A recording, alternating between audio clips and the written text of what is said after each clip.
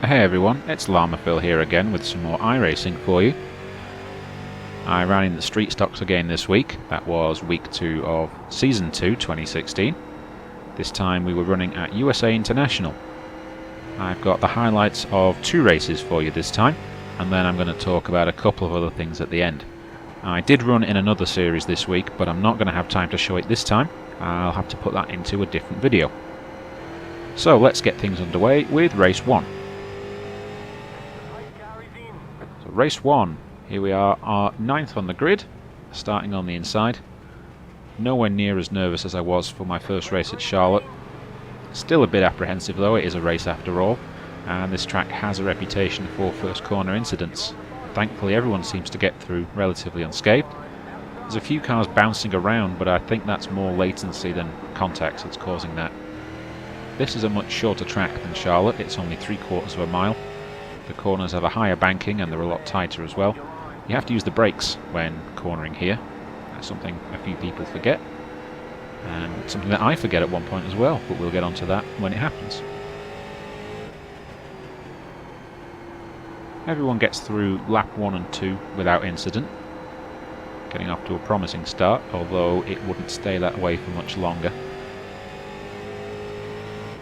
I've noticed a pattern emerges in street stock races, where we have a couple of folks up at the front who really know what they're doing and disappear off into the distance. There's always a couple of early race incidents that thin out the numbers a little bit, and then gradually everyone sort of strings out and runs in 1s or 2s for the rest of the race. So there's our first incident, just a simple spin, a little bit of rubbing his race in there. One of the cars spun, no major harm done to anyone. 16 has a little rub as well, and then they run into this corner way too fast, completely overshoot and hit the wall. I've got no room to talk, I'm about to do exactly the same thing in the next corner. So as I come into this corner, I've got 16 on the outside, going way too fast, brake much too late, head up the track and bump into them and cause a bit of carnage for everyone. So I'll hold my hands up there and say that was entirely my fault. It was an avoidable crash and hopefully one that I won't cause again. 16 then decides they've not had enough contact with the wall yet and has a little spin of their own. We're going to see a bit more of them before this race is over. So my little spin there helps just to string the field out a little bit. I mean, it's only just coming into lap 5 now and we've already had 2 spins. There's a couple more to go before things settle down in a lap or 2. This part of the race here where I've following these 2 cars is about the closest racing I had in street stocks all week actually. Most of the time I was either running with one other car or running on my own. So running with 2 other cars was a bit of a treat. That crash back there was number 16 again. I'll flash that one up on screen for you. So we're running in a group of 4 now. Although I think one of the cars there... No, I was thinking there they might be a lap behind, but I think they were ahead of us. So this little group stays together for a while though. It was nice to run behind someone else, maybe get a bit of a draft, get my lap times down.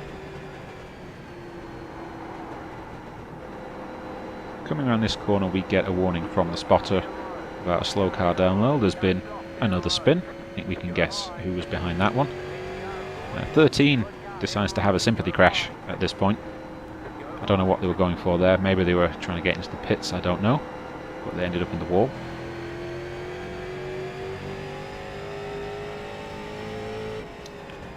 There's a bit of chat up at the top of the screen. That's complaining about somebody in particular, who also managed to hit the leaders of the race too as they were passing. And honestly, from the replay, it looks deliberate to me, which isn't very cool. I think by this point they've realised they're not going to get anywhere, so they're just going to take as many people down with them as they can. They didn't make it to the end of the race, they got disqualified part of the way through. There is a limit on the number of incidents that iRacing will let you have before it removes you from the race to try and stop this kind of behaviour. It doesn't stop that many people, unfortunately. We have another spin on the straight again. That puts me up another position, so I'm doing pretty well here so far. That does seem to be the strategy in street stocks. You've either got to be the guy at the front or the person at the back who can drive around all the crashes that happen. And I'm obviously not the guy at the front, so I've got to rely on my crash avoidance skills to make up places. The pit exit is a little bit risky. at USA as well. It's right on the corner, so it's hard to see people coming up behind you. You've really got to look at the relative timing screen to make sure that the track is clear. So we're skipping forward a bit now because the field has settled down. This is lap 34. This is when the leaders began to overtake me. These two at the front were so much faster than everyone else. Their qualifying time was way above everyone else, and I think had they not been running too earlier on in the race, they would have lapped me considerably earlier. I mean, I don't mind getting lapped, it happens in oval racing, and I know that I'm not the fastest racer out there, so I just let them pass without any fuss. There's no point fighting for position with people who are a lap ahead of you. And there was no one behind for me to yield any time to as well, so there was no penalty there for letting them past.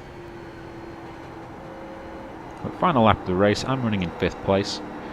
Considering I caused a crash at the start, that's as good a finish as I could expect. Probably a better finish than I deserved, to be honest, but I'll take it.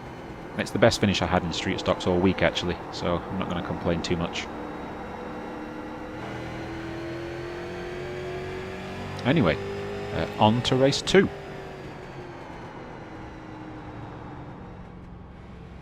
I'm starting at 15th on the grid. That is last place. There should have been a couple of folks behind me, but they were no-shows, so it's just me bringing up the rear. I made a bit of a mess of qualifying. I shouldn't make excuses, but I have one. I didn't have my steering wheel set up quite right, so that cost me a few tenths of a second on my qualifying laps. Although, to be fair, had I had it set up perfectly, I think I would have only been 13th or 14th on the grid. This was quite a strong field, especially compared to my last race. I think the whole time on the previous race would only have been 3rd or 4th place on this race. It was quite an uneventful race except for a few opening lap incidents, the first of which we're going to see now. Fortunately didn't save the replay for this, so I didn't see who caused it, but it was quite a big crash. Make note of the number 7 car we just passed there with the yellow roof. We're going to see that one later. There's a second incident again. 14 holds it really well though, but it slowed them down enough that I could just nip past them.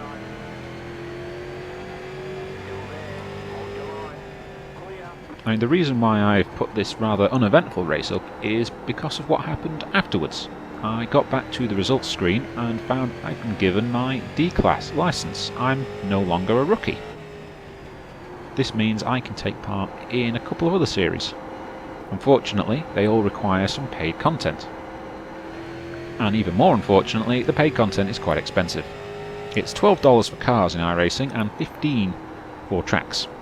And over the course of a season, those track costs will really add up. You have to buy multiple tracks for certain series.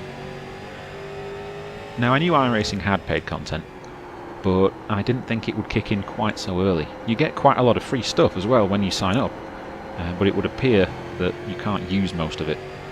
And they're quite keen to get you in the DLC groove very early on.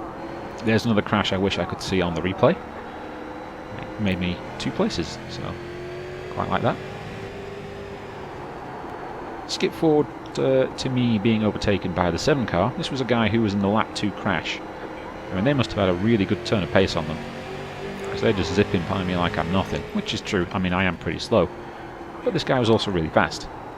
That puts me down from 10th to 11th. At some point during the race, I end up back in 10th, and I don't quite know why. Either somebody disconnected or must have gone into the pits or something, because I found myself making up a place without realising it. Had a bit of a hairy moment here, but I managed to just about hold it together. I was hoping not to have incidents in 2 races in a row. Apart from that, I think this was almost a completely clean race for me.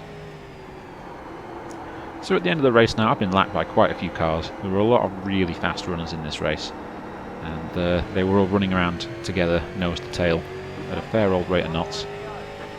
So I ended up in 10th place, so yeah, that was a 5 place gain, so still not bad, but I think I was just a little bit out of my league. So that's all I have for you this time. Although I say the new series I can enter require paid content, there is another series which I can run without buying anything, and it's a really great series actually, one that I wanted to take part in right from the start, and I will tell you what that is in the next episode. I will see you then. Thank you for watching.